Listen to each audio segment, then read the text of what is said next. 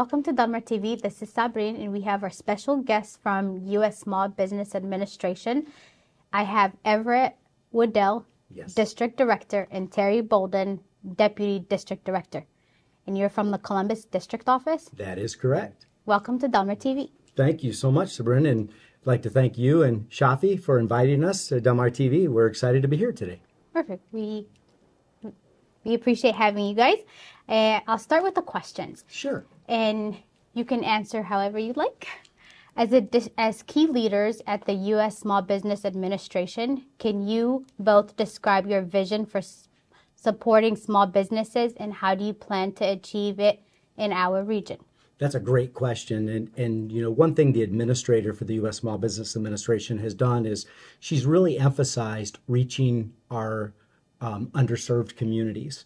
And Terry can, add to this as well. We as leaders here locally have made it a strategic outreach for us to make sure that we are reaching the most underserved areas. And I know we've talked a little bit earlier. There's some questions you have, so I won't get into that. But I really think the emphasis for us as reaching communities that historically no one did reach out to them, right? How do we build relationships with them? And I think we as an office have done a great job of trying to build and forge those collaborative efforts. Terry, anything you'd like to add to that? Absolutely. And I think, and thank you, Sabrina, for these this wonderful opportunity to interview with Dalmar Television.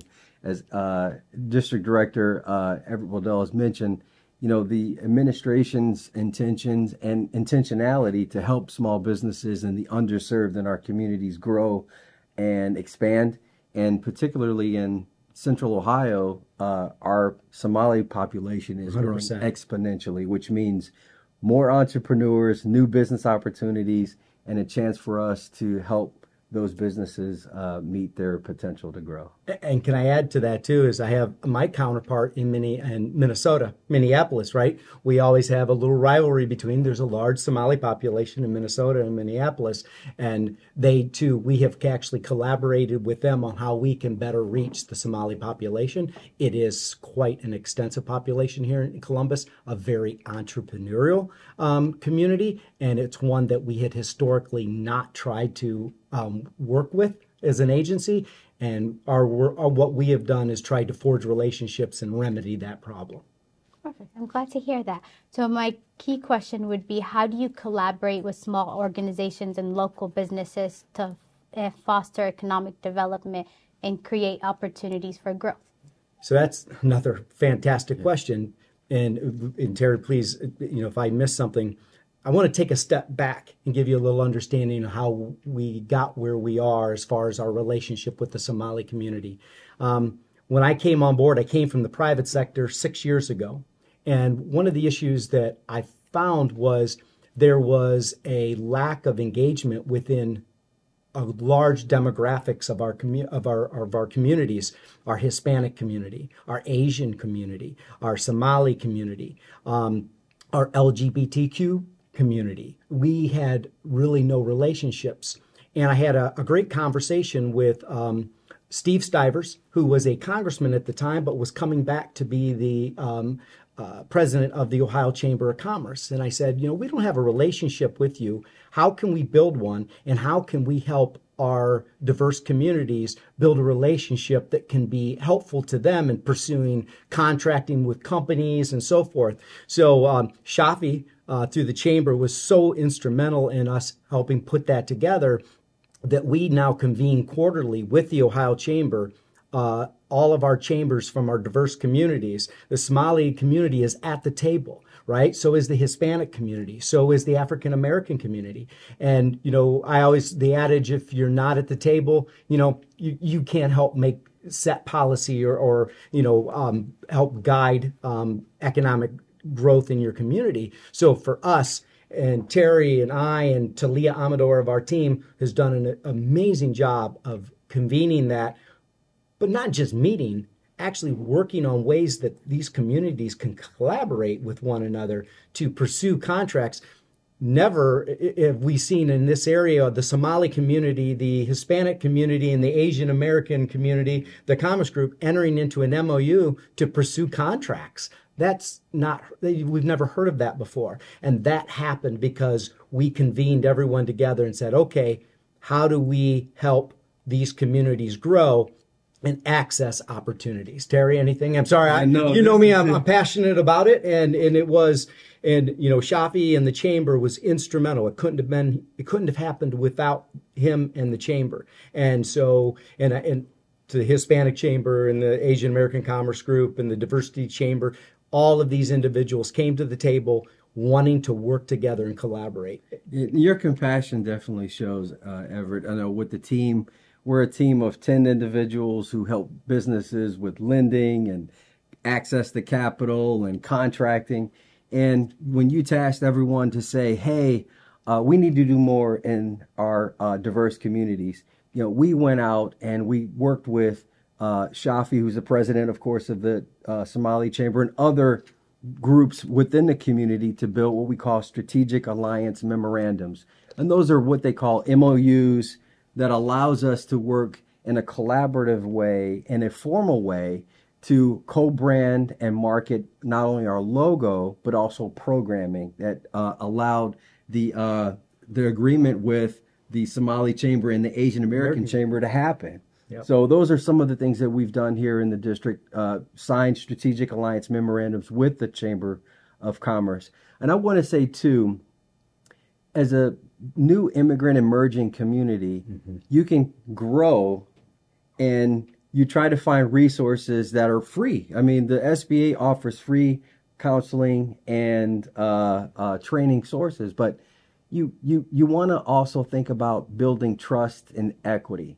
And the only way we build trust and equity is when we work with groups that are really ingrained into the community. And the Somali Chamber of Commerce being one of those groups, and working with Shafi and again, many of the other individuals who are your community leaders, gives the federal government, SBA, the big, you know, scary federal government agency, it gives us trust and equity in the community. So it's very important from us, from a strategic vision, is to continue to work with our boots on the ground through our lending and our capital and our contracting staff to work closely with groups to help, you know, build that trust. As a federal agency, credibility is everything, right? And if they've not interacted with our agency ever, how do we expect there to be credibility there, right? Until we build that relationship and we prove.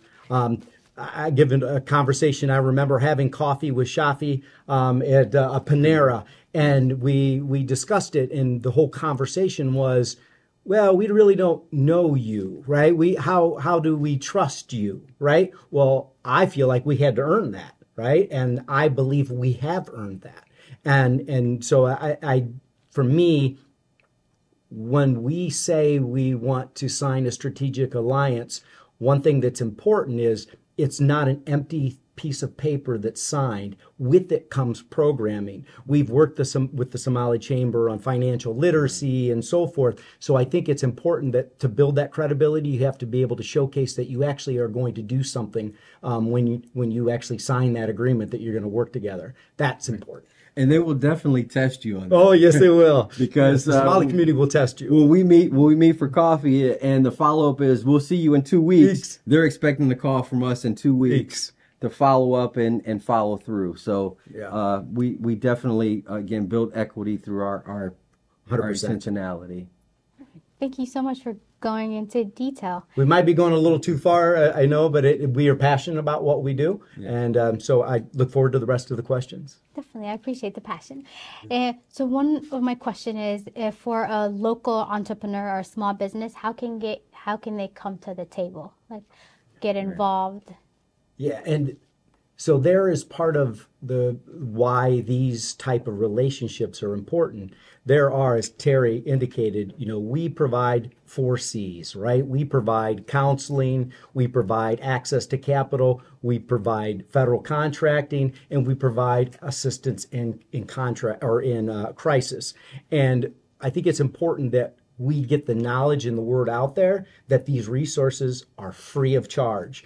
And so when you talk about an entrepreneur and they're looking for those services, shame on us for not been in the Somali community letting you know that these resources are free of charge. They exist through the small business development centers, through the SCORE counselors, through the women business centers. And I'm proud to announce after what, 6 years of fighting, we're now going to have a veteran business outreach center in Ohio for veterans. And as a veteran, that was near and dear to my heart. So an entrepreneur, especially within our underserved communities, a lot of times there were language barriers, but there was a lack of information provided. And what is important is we as a federal agency and as a team, we get into the community and we show you that there are resources available to you to help you not only start your business, but grow your business. Because we have a lot of entrepreneurs, they've already taken that step, right? But now they might need access to some other additional resources. Terry, anything you want to add to that? No, and I will also add, I will say, when oftentimes when we talk about access to capital or contracts, the universe is huge across the state of Ohio. And we work with all of our resource partners, as Everett has mentioned, with SCORE and the SBDCs, which are the Small Business Development Centers and Women's Business Center, but also the state of Ohio.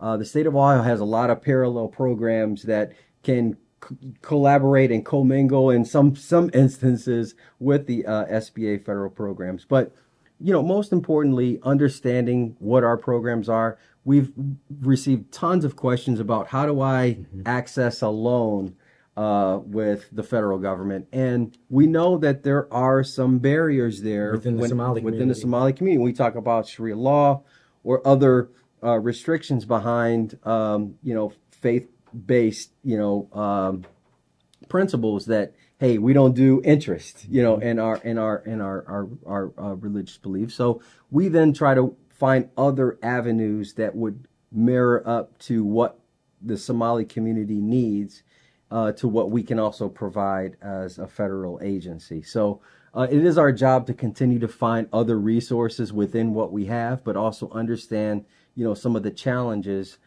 in also getting capital or contracts or those other resources to small businesses. And during the pandemic, the Somali community did step up. There were a lot of grants and a lot of entrepreneurs were able to access that. But interest is an issue on loans, and it's something that I know ECDI locally, the Economic Community Development Institute, they do have some fee-based type loans, or not loans, but access to capital. So there are groups and entities that are trying to breach that barrier that it exists within the Somali community as far as interest, and I think it's growing exponentially. There are now lenders that are realizing this is a very big community in the state of Ohio. And I think the numbers are like 7,000 truck drivers. Yes, so I mean, it's significant as it relates to economic development within the state as a whole. These are all small businesses paying taxes, and they have become an economic force within Central Ohio and across Ohio. Right, and they're growing. I mean, not just in entrepreneurs, but looking at homes, community development centers. Yes, and they come to us looking for resources on how to build a community center. And again, we can give, all of our resources and training that we provide are free. So we provide those kind of like techniques and kind of like back office support, but we also connect to, again, our resource partners, including, again, the state of Ohio, city of Columbus, and other stakeholders. Thank you. Definitely, the barrier for Somalis, Muslims worldwide is riba, interest-based. Yes. So is there anything the SBA, Small Business Administration, is doing to go over the riba-based or...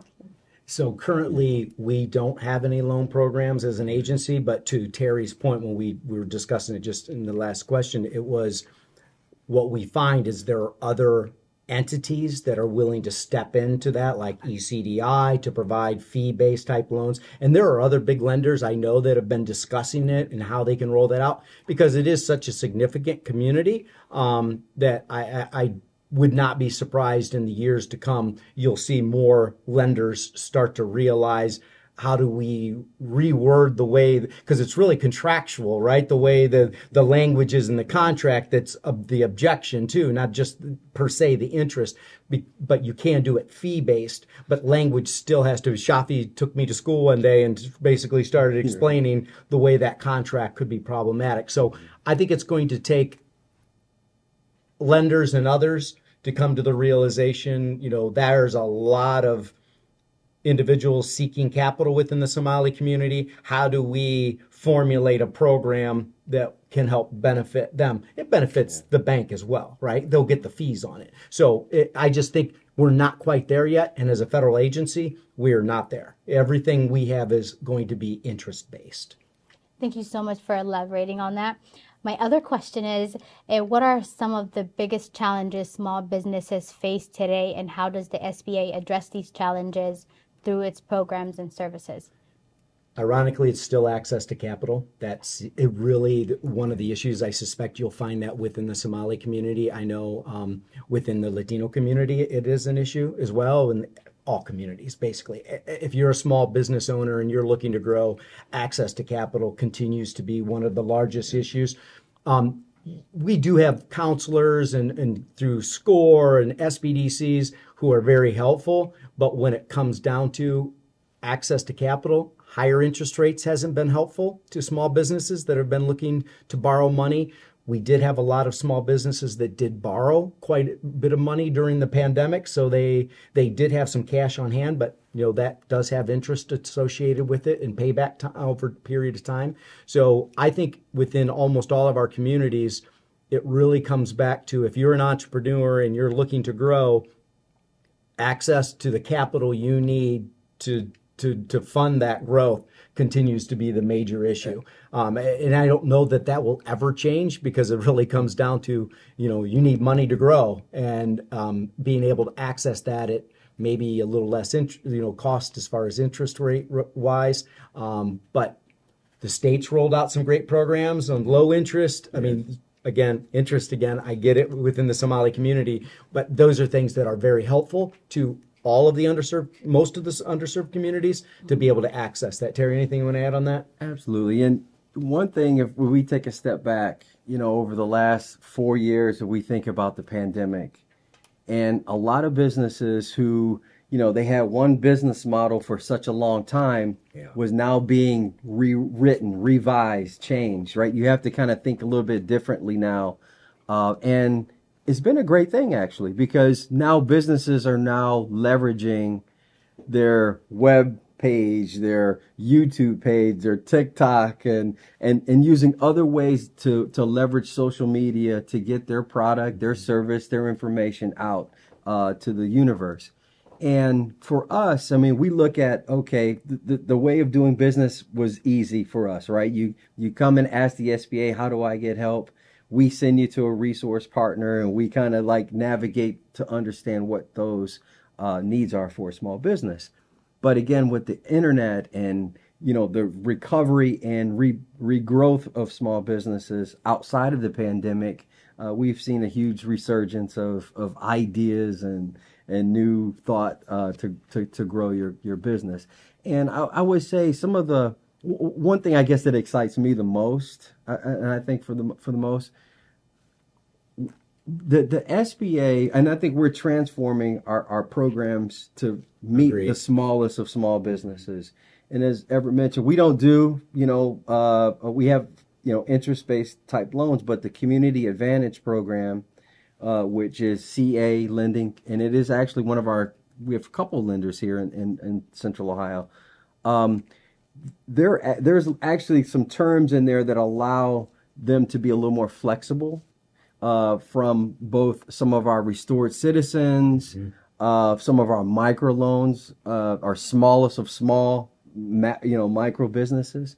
So we are, as an agency, and as particularly as the district, we're really trying to dive in to help the smallest of small businesses reinvent themselves, especially coming out of the pandemic. And we are, as an agency, working hard to meet them where they're at, right? And so, we didn't have, social media, while it's prevalent and it's necessary, as a federal agency, we always seem to be behind, right? And I understand why, but now we have LinkedIn, and there's Facebook on the HQ side, and we have a Twitter page or X, right? Those things are important when you're trying to meet small business where they're at. And to give you, for instance, if you go into the Latino community, it's predominantly Facebook. That's how they do business. That is important. And if you're not meeting them on that level, it's hard to reach them, because they're going to know that you're providing programming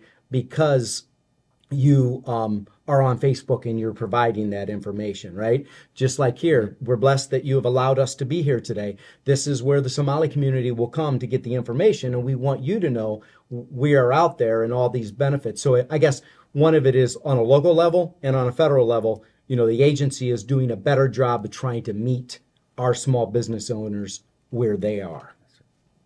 Perfect. Thank you. Can you share a success story or explain how the SBA initiatives have positively impacted small businesses and entrepreneurs in our region? So one area I want to, and I know we have a Somali Link. Yeah, Somali Link. Also within the Latino community, Dos Hermanos, which has been a huge success, utilizing almost all of our programs. I kind of want to take a step back, because we are proud of the work that the office did during the pandemic and how we were able to help drive capital into and helping our small businesses. A lot of small businesses wouldn't have survived. I've had the opportunity to travel around the state of Ohio. We are responsible for 60 of Ohio's 88 counties. And I've had the opportunity to travel with numerous members of Congress, local and throughout the area, throughout the state, and U.S. senators, and meet local small business owners at their establishments and hear their issues and concerns. And PPP was one of those programs, which was forgivable, which I believe the Somali community was able, to utilize. That was very helpful to them in keeping them afloat. But back to your success, because that's what we love to talk about. Somali Link was a prime example of utilizing our products. And I hate to point out just one or two, but Dos Hermanos is a great example of a Hispanic woman who is actually, during the pandemic, turned it into a situation for growth, right? And grew and went from food truck to brick and mortar. And to Terry's point earlier, the pandemic kind of turned the economy on a small business on its head. And what I mean is, typically there was this process where you would be a food truck and then you would move to brick and mortar. And that was but problem was, during the pandemic, if you had brick and mortar, you couldn't have the turns you needed, how many people came in for eating and so forth. So people went back to the food trucks. Food trucks became extremely profitable. We see more food trucks now than we have ever seen. It's because it is a profitable model that can actually even outlast a pandemic, right? It works. So I think there are some great local stories, but I just think overall, in general, our small businesses have been thriving here in Central Ohio, and I think that there are dedicated resource partners across the board that want to see that success. I will say this and hand it to you to Mark. 8 out of 10 jobs are created by entrepreneurs and small business owners, not corporate America. So when you put it in that, I grew up in a small bakery, 48 years that bakery was in existence. That was generational wealth. That is what the American dream is about, right? Building that business. And I think it's important that we're here. We want our entrepreneurs and small businesses to succeed, because we realize they are the economic engine of not only Ohio, but the nation as a whole. Absolutely. And one big success story for me, and I know for our office, customer service that's 10. Yeah. 1 out of 10, that's very important for us. And what's success? We measure success on how well we're able to communicate and connect, growth and opportunity to our small businesses. And for me, success, I know I speak for Everett as well. I think when someone from the Somali community calls our office, we pick up the phone and we know exactly where to provide the services they need too. And it helps us then continue to work with the chamber and other community organizations throughout the Somali community. But to success is really measuring how well we're able to communicate and deliver on services as our mission at the SBA has been outlined. Thank you. No, fantastic. Yes, truth. And speaking of the PPP, does SBA currently offer grant access or resources for grants? Yeah, so there were limited grants during the pandemic, but historically the SBA does not provide grants. We're not a grant agency. Ours is it's completely dominated by loans, right? It's access to capital and loans. We don't have any grants right now. There was the restaurant revitalization grant. There were, PPP was kind of that way. We had an advanced EIDL grant. Those were all during the pandemic to help our small businesses survive. But currently there are no grant programs that are run directly to the consumer. Now, the agency does provide grant funding to resource partners like to women business centers, to veteran business outreach centers. That's funding that comes from our agency to a community organization that now houses that, but no grants per se right now from us. Perfect. Thanks. Another question was, how does the SBA ensure that its programs and services are accessible and beneficial to diverse communities, including minority, immigrant-owned businesses? Fantastic question, because that's really what we've been talking about while we've been here today, right? Is that historically we don't think locally we did a good job, right? We realized that we needed to do a better job. And one of the things was to bring those diverse chambers to the table so that they could learn from each other and the issues and concerns, and we could learn from all of them. There are language barriers. One thing we saw during the pandemic was, especially within the Latino community, there was an issue with access to capital because they didn't have banking relationships or there were language barriers, right? I suspect those language barriers can be a problem within the Somali community as well. So for us, it's really about making sure all of those diverse chambers that represent your community are all meeting together to find ways to collaborate and to ensure that agencies. So while we are a federal agency, when we convene that quarterly, we bring in state agencies, other federal agencies, so that your chambers can actually get information and be able to disseminate it amongst their chamber members and make sure they have access to all those resources. So great question in that I don't think we did do a very good job in the past, but this administration, from the top all the way down to us locally, has made it one of our biggest efforts is to reach our underserved community. And I will say this because I'm proud of what I did. 2 years ago, I was asked to go to Washington. I was asked to go on assignment to Washington, D.C. and launch the Community Navigator program. It was a $100 million program, and it was a hub and spoke model. And we had one in Springfield, Ohio, and it was actually very successful.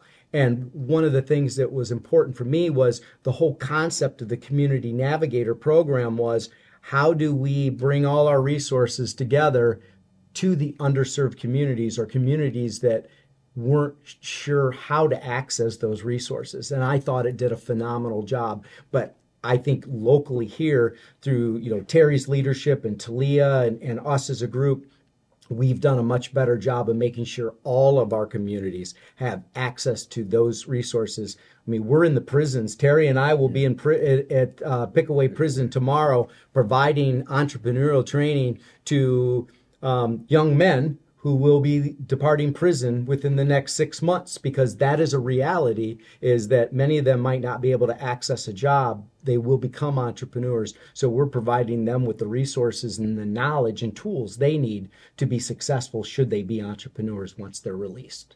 That's amazing. I'm glad to hear that.